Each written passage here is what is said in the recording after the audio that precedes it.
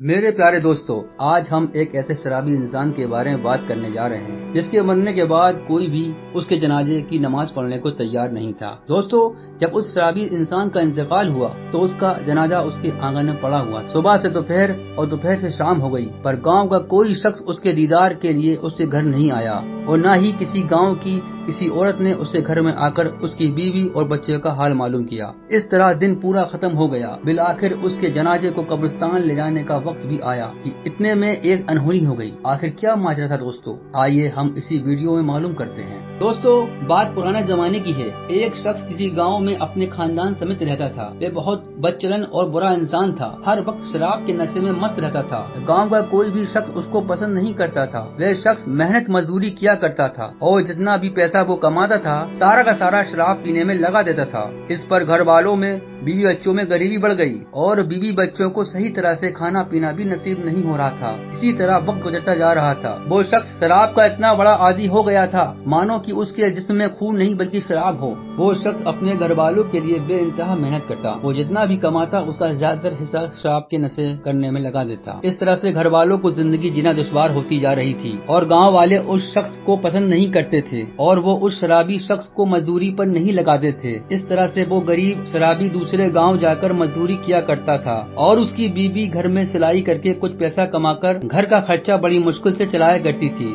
وہ شخص آخر بہت ہی زیادہ بیمار رہنے لگا اور پلنگ سے لگ گیا اور آخرکار ایک دن ایسا آیا کہ اس شرابی کی موت ہو گئی اور اس کا جنازہ اس کے آنگن میں رکھا تھا اور اس کی بیوی اور اس کے بچے زاروں قطار رو رہے تھے۔ ان لوگوں کی آہ اور چیخ پکار بھی گاؤں والوں کے دلوں کو نرم نہ کر پائی۔ ایسے پتھر دل انسان اس غریب مزدور شرابی انسان کے انتقال کے بعد اس کے جنازے کے دیدار کو نہ پہنچے۔ ادھر بچے اور بیوی اپنے اوپر ایک سایہ اور سہارا ختم ہوتا دیکھ کر بہت ہی صدمے میں تھے۔ آخر اس غریب شخص کی کیا غلطی تھی؟ غلطی صرف اس کی یہی تھی کہ وہ نشہ کرتا تھا اور گاؤں کا کوئی بھی شخص اسے پسند نہیں کرتا تھا۔ حالانکہ نشہ کرنا غلط ہے، پر کسی بھی شخص کو حقیر یا گرا ہوا سمجھنا یہ بھی غلط ہے۔ پتہ نہیں وہ شخص کب اللہ سے معافی مانگ لے۔ جب گاؤں کا کوئی شخص اس کے گھر نہیں آیا تب اس شخص کی بیوی اپنے بچوں کو اپنے شوہر کے جنازے کے پاس چھوڑ کر تنہا بازار گئی۔ وہاں سے اس نے کفن خریدا اور غسل دینے والے شخص کو بھی پیسے دے کر ساتھ لائی اور گاؤں کے قبرستان میں جا کر قبر کھودنے والے کو پیسے دے کر قبر کھدوائی۔ پھر وہ عورت اپنے گھر آئی۔ جیسے ہی اس نے گھر پر قدم رکھا اس کے بچے اس عورت سے لپٹ گئے اور وہ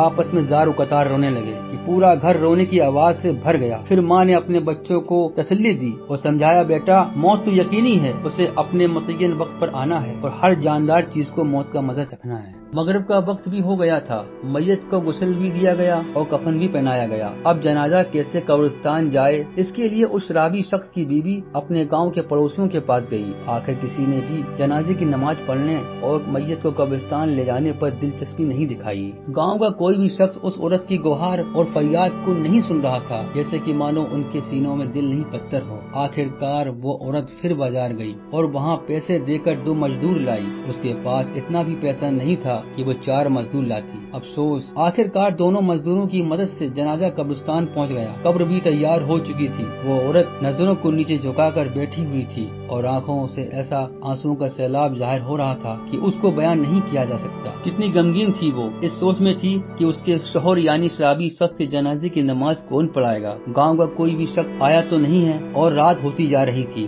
قبرستان کے پاس ایک پہاڑی تھی، وہاں ایک اللہ والے یعنی اللہ کے ولی رہتے تھے۔ گاؤں والے ان سے نصیحت لیتے تھے اور انہیں اپنا پیر مانتے تھے۔ وہ اللہ والے آج تک اس پہاڑی سے نیچے نہیں اترے، پر جب انہوں نے قبرستان کی طرف پہاڑی سے دیکھا، آگ جل رہی ہے اور ایک عورت کھڑی ہے، وہ بھی تنہا، وہ اللہ والے تیزی سے اس پہاڑی کے نیچے اترے۔ حالانکہ اللہ والے بزرگ کا پہاڑی سے نیچے اترنا اور قبرستان آنا یہ بات گاؤں والوں کو کسی طرح پتہ چل گئی اور گاؤں والے قبرستان پہنچ گئے۔ اللہ کے ولی نے اس عورت سے کہا، بیٹا تم بالکل بھی پریشان نہ ہو، تمہارے شوہر کا جنازے کی نماز میں پڑھاؤں گا۔ جب اللہ والے بزرگ نے نماز شروع کی تو گاؤں کے لوگ بھی ان کے پیچھے نماز پڑھنے لگے۔ جب نماز سے فارغ ہو کر بزرگ نے گاؤں والوں سے مخاطب ہو کر فرمایا، اے لوگو، مغرب کی نماز سے پہلے میں عبادت میں مشغول تھا کہ اچانک مجھے نیند آ گئی۔ پھر خواب میں مجھے کسی نے آواز دے کر کہا، جاؤ قبرستان میں عورت اپنے شوہر کے جنازے کے پاس کھڑی ہے اور اس کا جنازے کی نماز پڑھنے والا کوئی بھی نہیں ہے، اس کی نماز نماز جنازہ پڑھاؤ، اللہ نے اس کے گناہوں کو معاف کر دیا۔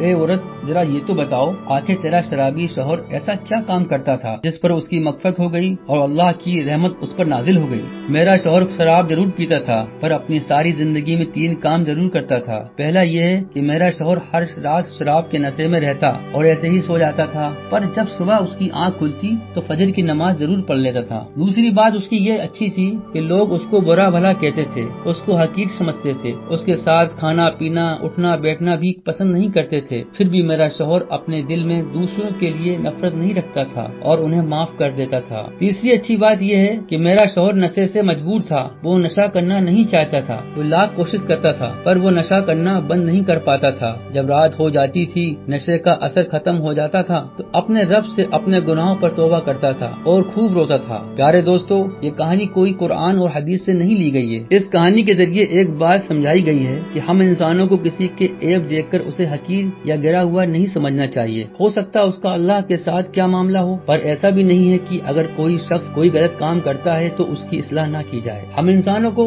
اس کے لیے دعا بھی کرنا ہے اور سماج کو اچھا بنانے کے لیے برائیوں کو ختم بھی کرنا ہے۔ اگر آپ کو یہ ویڈیو اچھا لگا ہو اور آپ کو لگتا ہے کہ اس ویڈیو سے کچھ بہتر ہو سکتا ہے تو اسے اپنے دوستوں میں ضرور شیئر کریں اور میرے چینل کو سبسکرائب کریں، بیل آئیکن کے بٹن کو ضرور پریس کریں تاکہ آپ کو اچھی اور نصیحت بھری کہانیاں ملتی رہیں۔ تب تک کے لیے خدا